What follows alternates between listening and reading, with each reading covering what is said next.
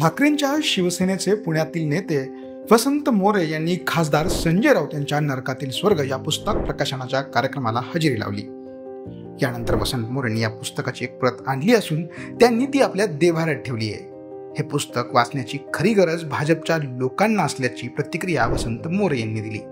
शिवाय यावेळी त्यांनी राऊतांनी पुस्तकामध्ये वास्तव आणि खरं लिहिल्याचं म्हणत पुस्तकावर टीका करणाऱ्यांना प्रत्युत्तर दिलंय. नरेंद्र मोदी यांना विश्वगुरू मानतात अशा भाजपवाल्याने हे पुस्तक वाचले पाहिजे असा सल्ला देखील मोरे यांनी पुणे भाजपला दिलाय. कारण काय आहे तुम्हाला हे पुस्तक आवडलं? बघा, नरकातला स्वर्ग हे पुस्तक जे परवा दिवशी प्रकाशित झालं माननीय राऊत साहेबांचं, त्याच्यामध्ये मी ते माझ्या देवाऱ्यात ठेवलं होतं. देवाऱ्यात ठेवून मी काल त्याचं पूजन केलं आणि मला वाटतं की कोणत्याही आव्हानात्मक जे काम असतं त्या आव्हानात्मक कामाची सुरुवात आपण आपल्या देवाऱ्यापासून करतो. आणि मला वाटतं की जे आता तुम्ही म्हटलात की भाजपच्या लोकांनी त्याच्या विरोधामध्ये भाष्य केलंय, पण मी आता जी काही त्याची 40 पानं कालपासून वाचली. ह्या 40 पानांमध्ये जे काही मी वाचले ना, मला वाटतं की हे सगळं आम्ही तर शिवसैनिक म्हणून वाचणारच आहोत, परंतु ह्याची महत्वाची गरज वाचण्याची खऱ्या अर्थाने भाजपच्या लोकांना आहे. भाजपच्या लोकांनी हे वाचलं पाहिजे. त्याच्यामध्ये मग त्यांना कळेल की खऱ्या अर्थानं मोदींना ज्या टायमाला मोदी काहीच नव्हते त्या टायमाला मोदींना कुणी सपोर्ट केला. शिवसेना म्हणून, मान्य उद्धव साहेब म्हणून, मान्य संजय राऊत साहेब म्हणून ह्यांनी ज्या गोष्टी पुढे आणल्या त्या सुरुवातीच्याच काळामध्ये आहेत. आणि खऱ्या अर्थानं म्हणून मी म्हणतो की खऱ्या अर्थानं हे सगळं की जे आज जे काय चाललंय ना, विश्वगुरु वगैरे, हे विश्वगुरु होण्यामागं खऱ्या अर्थानं जे आपण म्हणतो ना, एखादं मंदिर ज्या टायमाला होतं त्या मंदिराची पायाभरणी ज्या टायमाला होती ती पायाभरणी खऱ्या अर्थानं शिवसेनेने केलेली आहे. आणि ती हिंदुत्व सम्राट शिवसेना प्रमुख सरसेनापती बाळासाहेब ठाकरे असतील, आत्ताचे शिवसेना प्रमुख मान्य उद्धव साहेब असतील, संजय राऊत साहेब असतील किंवा सर्व शिवसैनिक असतील, यांनीच खऱ्या अर्थानं मोदींना हिंदू जननायक म्हणण्याला ज्यावेळेस सुरुवात झाली ती खऱ्या अर्थानं पहिल्यांदा शिवसेनेपासून झालेली. त्यामुळे भाजपच्या लोकांना खऱ्या अर्थाने वाचण्याची गरज आहे. आणि मला वाटतं की लपून चोरून वाचत पण असतील का त्याच्या त्या पुस्तकाला काय बघायचं काय वाचत आहे असं काय आहे? नाही, बाल साहित्य खऱ्या अर्थानं मला वाटतं की फडणवीस साहेबांचे जे आहेत ना गुरु आपण ज्यांना म्हणतो की अमित शहा साहेब, हे अमित शहा साहेबांच्या वरती या पुस्तकामध्ये विशेषतः सुरुवातीच्या काळात काहीच नाहीये. आणि जे आता राज्याचं राजकारण चालवतात ते जे काही भाजपवाले म्हणतात ना की किंवा त्यांनी जे काही त्याला म्हटलंय की बाल साहित्य म्हणून, तर मला वाटतं की हे खऱ्या अर्थानं आता हे ह्याच्यामधनं जर प्रेरणा घ्यायची असेल नरकातल्या वर्गातून, तर मोदी साहेबांसोबतच हे सगळं फडणवीस साहेबांनी पण वाचलं पाहिजे. त्यांना पण प्रेरणा मिळणार आहे त्याच्यामध्ये.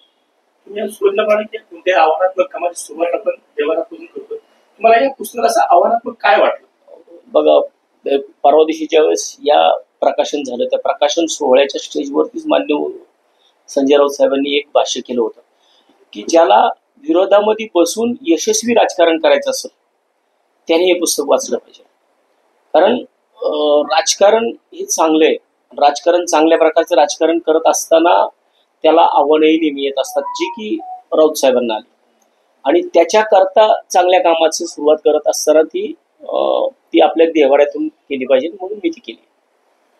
विरोधाच्यावर महापालिकेची जबाबदारी इथं आव्हान वाटतंय का तुम्हाला? लढण्यासाठी पुस्तक प्रेरणा देणं नक्कीच 100% आव्हान आहेच. आणि मला वाटतं की थोडं मी त्याच्यामध्ये थोडं पारायण वगैरे जे शब्द आलाय ना, हा पारायण शब्द नाहीये, त्याचं वाचन म्हणावं लागेल.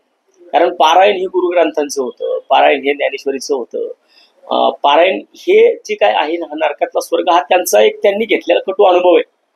त्यामुळे मला वाटतं की ह्याच्यातून हे प्रेरणादायी पुस्तक आहे. हे आपलं त्याला आत्मचरित्र म्हणता येणार नाही, परंतु त्यांना जो काही कटू अनुभव त्या 105 दिवसांमध्ये जेलमध्ये आला, तर त्या 105 दिवसांचं त्यांनी केलेले वर्णन आहे. त्यामुळे ह्याचं पारायण होणार नाही. परंतु मी प्रत्येक शिवसैनिकाला, मी आता काल सुद्धा मी संजय राऊत साहेबांना विनंती केलेली आहे की मला पुणे आणि मला पुण्याबरोबरच मला महाराष्ट्राच्या अनेक कानाकोपऱ्यातून मला या पुस्तकाची मागणी झाली आहे. कारण मी माझा एक फोटो माझ्या पेजवरतून टाकलाय ते पुस्तक घेऊन. कारण तिथं त्या ठिकाणी 3-3.5 हजार पुस्तकं मुंबईमध्ये गेली. त्यामुळे पहिल्या दिवशी तिथं आम्हाला पुस्तक मिळालं, आम्हाला 3 ते 4 पुस्तकं फक्त मिळाली. जे आम्ही आमच्या प्रमुख कार्यकर्त्यांकडे आहेत.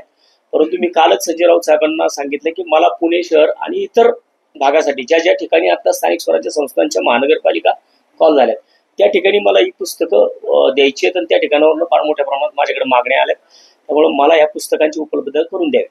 आता तुम्ही म्हणले यशस्वी विरोधी पक्ष म्हणून राजकारण करायचं असेल ते पुस्तक वाचा. शरद पवार यांच्या हस्ते उद्घाटन झालं होतं पुस्तकाचं. आता शरद पवारच कुठेतरी सत्तेच्या वाटेवर दोन्ही राष्ट्रवादी एकत्र येणार अशी चर्चा. या सगळ्या पार्श्वभूमीवर काय वाटतं तुम्हाला त्यांच्या? मला त्या विषयावर मी नाही बोला, परंतु मला ह्या विषयावरती एक सांगावंसं वाटतं की मी त्याच्यामध्ये जे काय बाजीराव मोदी म्हणजे मोदींना जी उपमा दिली की बाजीराव मोदींची उपमा दिलेली आहे. आणि मला वाटतं बाजीराव हे कुठे होते हे पुणेकरांना सांगायची गरज नाही. थोरले बाजीराव, हे थोरल्या बाजीरावांनी अटकेपार झेंडे लावले होते. आणि ह्याच्यामध्ये विशेषतः पुणेकरांसाठी मला वाटतं बाकीचे इतर ठिकाणचे भाजप वाचल का नाही माहित नाही, परंतु पुण्यातल्या भाजपवाल्यांनी तर 100% याचं पाठांतर केलं पाहिजे. कारण बाजीराव मोदी म्हणले त्यांना. बाजीराव मोदी म्हणजे थोरले बाजीराव हे असे होते.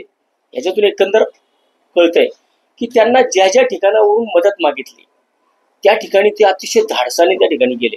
अटकेपार झेंडे लावायचं काम पुण्यामधून झालं आणि त्यामध्ये त्यांना बाजीराव मोदी म्हटलंय. त्यामुळे मला वाटतं की पुणेकरांना तर पुणे शहराला तर मी तर बघा ते काय घेतील मला माहित नाही, परंतु मी तर पुस्तक घेऊन ते वाचतोय. आणि अटकेपार झेंडे पुण्यातल्या बाजीराव पेशव्यांनी लावले होते आणि मला वाटतं की मला सुद्धा त्याच पद्धतीने शिवसेनेचा भगवा झेंडा हा पुणे महानगरपालिकेवर फडकवायचा आहे. त्यामुळे मला वाटतं की ह्या पुस्तकाचं मार्गदर्शन घेऊन मोदी साहेबांनी मार्गक्रमण केलं. मी सुद्धा पुणे शहर आणि मला पिंपरी चिंचवडची सुद्धा जबाबदारी मिळालेली आहे. त्यामुळे पुणे आणि पिंपरी चिंचवड या दोन्ही भागांमध्ये मी शिवसेनेचा भगवा झेंडा उद्धव बाळासाहेब ठाकरे पक्षाचा मी लावण्याचा प्रयत्न करणार. आता पण ज्या प्रकरणात संजय राऊतांना अटक झाली होती तर त्या प्रकरणातल्या पीडितांच्या बाबत कधी तुम्ही त्यांचा आवाज ऐकलाय का? त्यांना न्याय मिळवून देण्यासाठी तुम्ही काय करताय? मला वाटतं की आता आजही नरकातच जगतात. नाही हे प्रकरण जे स्वर्गस्वास जे काही प्रकरण आहे ना हे संजय राऊत साहेबांवरती जे शेकलं गेले ते पत्राचाळीचे प्रकरण आहे. सोशल मीडियाच्या भाऊ गर्दीत विश्वासार्हतेने चकाकणारे नाव म्हणजे लेट्सअप मराठी. सगळ्यांना सगळ्या नागरिकांना ती स्पीच ती लेट्सअप वरील मुलाखती म्हणजे विचारांचा खजिना. त्यानंतरच्या निवडणुकीमध्ये मला सोडून गेले. बातम्या केवळ वस्तुस्थिती सांगणाऱ्या, न प्रोपगंडा, फक्त जनतेचा अजेंडा.